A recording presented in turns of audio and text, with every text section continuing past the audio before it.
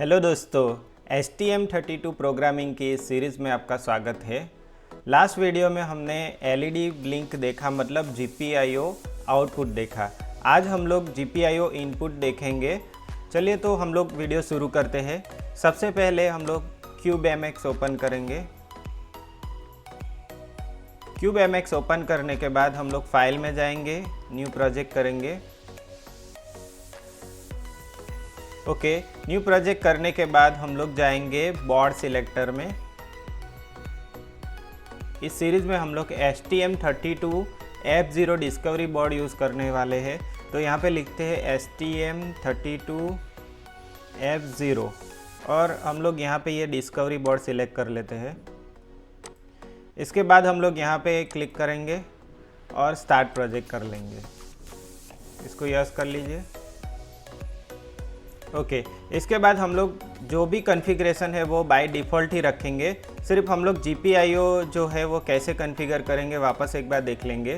ठीक है, तो मैं यहाँ पे ये जो पिन है इसको मैं पहले रीसेट स्टेट कर देता हूँ। इसी तरह PC9 को भी रीसेट कर देता हूँ, PC8 को भी मैं रीसेट कर देता हूँ। ठीक है, इसके बाद हम लोग यूज़र मैनुअल देखेंगे STM32 F0 डिस्कवरी बोर्ड। इसमें हम लोग LED पे क्लिक करेंगे। यहाँ पे LED की पिन्स देख लेते हैं।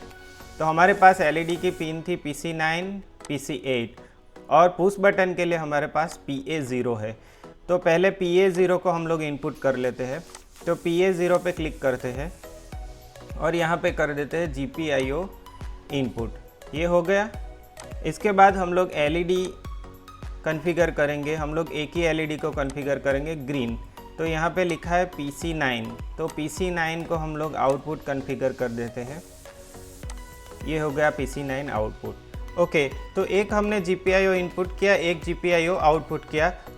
तो यहाँ पे माउस ले जाइए, राइट क्लिक कीजिए, एंटर यूज़र लेबल पे क्लिक कीजिए। यहाँ पे लिख दीजिए BTN, मतलब बटन।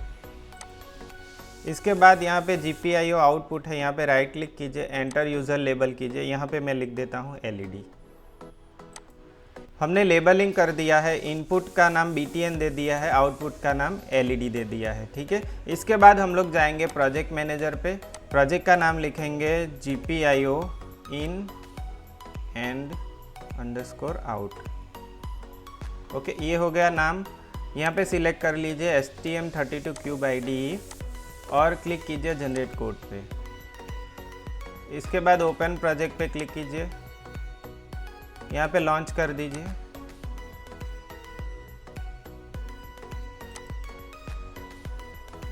ओके, तो यहाँ पे प्रोजेक्ट आ चुका है GPIO in out। ओके, यहाँ पे हम लोग कोर पे क्लिक करेंगे, SRC पे क्लिक करेंगे, इसमें main.c पे डबल क्लिक कीजिए। ये मैं क्लोज कर देता हूँ। यहाँ पे main.c पे डबल क्लिक किया।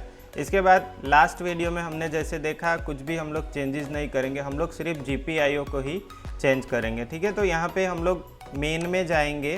ओके, while 1 में जाएंगे, यहाँ पे यूज़र कोड begin 3 पे जाएंगे और यहाँ पे हम लोग अपना कोड लिखेंगे। इससे पहले हम लोग एक वेरिएबल डिफाइन कर लेते हैं। हमको ग्लोबल वेरिएबल डिफाइन करना है। तो यहाँ पे मैं लिखता हूँ u in, फिर कंट्रोल स्पेस दबाइए। यहाँ पे आप ये 8 ले लीजिए, 8 बिट का वेरिएबल। यहाँ पे लिख दीजिए BTN अंडरस्कोर स्टेटस और सेमीकोलन कर दीजिए। ये एक वेरिएबल डिफाइन कर लिया। while 1 में यूज़र कोड बिगिन के नीचे BTN कंट्रोल स्पेस ये ले लेते हैं वेरिएबल, इक्वल टू, और वापस वैसे ही HAL अंडरस्कोर GPIO अंडरस्कोर, फिर कंट्रोल स्पेस करते हैं। हमको रीड करना है पिन को, तो यहाँ पे रीड पिन पे क्लिक कर लेते हैं।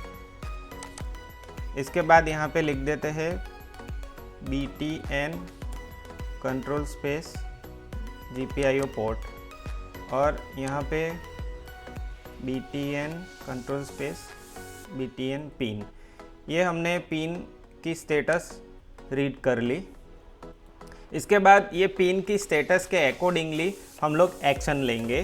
तो यहाँ पे लिख देते हैं if BTN अंडरस्कोर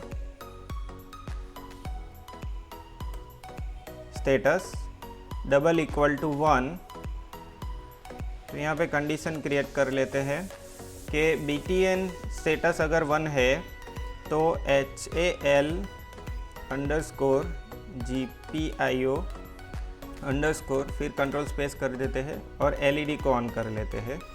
तो राइट पिन यहाँ पे लिख देते हैं LED control space GPIO port, यहाँ पे ले लेते हैं LED कंट्रोल स्पेस पिन और पिन स्टेटस दे देते हैं। यहाँ पे मैं 1 दे देता हूँ, मतलब LED ऑन कर लिया। इसके बाद हम लोग दूसरी लूप बना लेते हैं, if BTN control space status double equal to 0, यहाँ पे ये जो सेम स्टेटमेंट है कॉपी कर लेते हैं और यहाँ पे पेस्ट कर देते हैं और यहाँ पे लिख देते हैं 0। तो ये बटन के हिसाब से LED की स्टेटस हमने चेंज की। रन पे क्लिक कर देते हैं और ओके कर देते हैं।